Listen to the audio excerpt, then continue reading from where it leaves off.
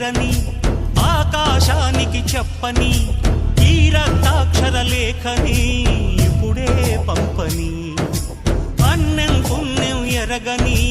మా సీమకిరా రమ్మని ఆహ్వానం అందించని మెరిసే చూపుని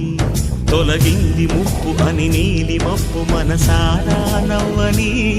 చిరుజల్లు ముంపు మన ముంగిలంత ముత్యాలే చల్లని ఆశా సుగంధమై